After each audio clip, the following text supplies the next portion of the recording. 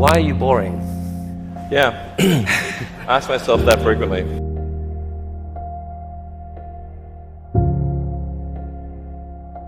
A lot of people dreaming about future cities, they imagine that actually the solution is sort of flying cars, drones, etc. You go above ground. Trying to dig a hole under LA, a 3D network of tunnels to alleviate congestion. I think one of the most soul-destroying things is traffic. It takes away so much of your life, and it's horrible.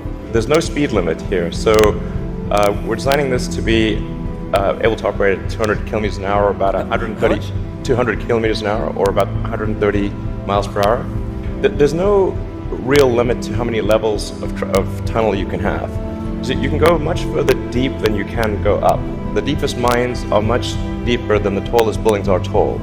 I mean, you started Tesla with the goal of persuading the world that electrification was the future of cars. Yeah. Cross country from LA to New York by the end of the year, fully autonomous. By the end of the year, you're saying someone's going to sit in a Tesla without touching the steering wheel, tap in New York, off it goes. Yeah.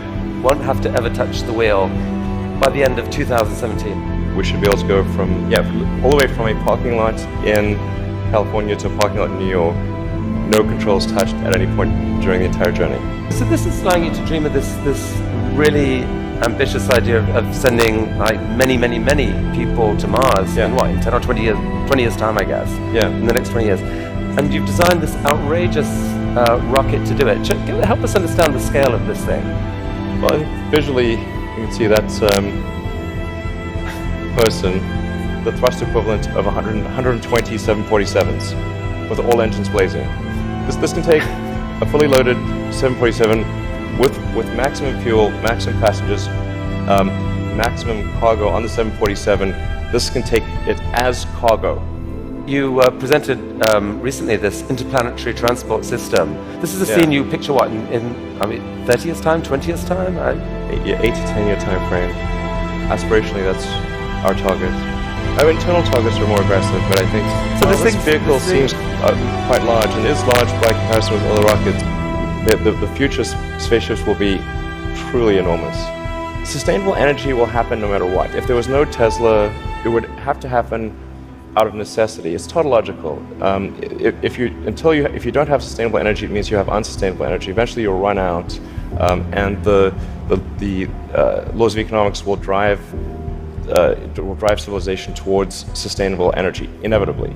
The fundamental value of a company like Tesla is the degree to which it accelerates the advent of sustainable energy faster than it would otherwise occur. In 1969, we were able to send somebody to the moon. Then we had the space shuttle. The space shuttle could only take people to low Earth orbit. Then the space shuttle retired, and the United States could take no one to orbit. So that's the trend. The trend is like down to nothing. This is not. People are mistaken when they think that technology just automatically improves. It does not automatically improve. It only improves if a lot of people work very hard to make it better. And actually, it will, I think, by itself degrade, actually. I look at the future from a standpoint of the probabilities. It's like a branching stream of probabilities.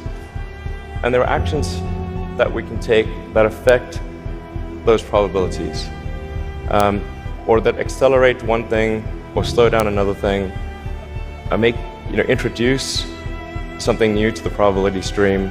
That in your mind you dream this stuff, you dream stuff that no one else would dare dream, or no one else would be capable of dreaming at the level of complexity that you do. The fact that you do that, Elon Musk, is a really remarkable thing. It's important to have a future that is inspiring and appealing. I mean, I just think that there have to be reasons that you get up in the morning and you want to live. Like, why do you want to live? What's the point? What inspires you? What do you love about the future?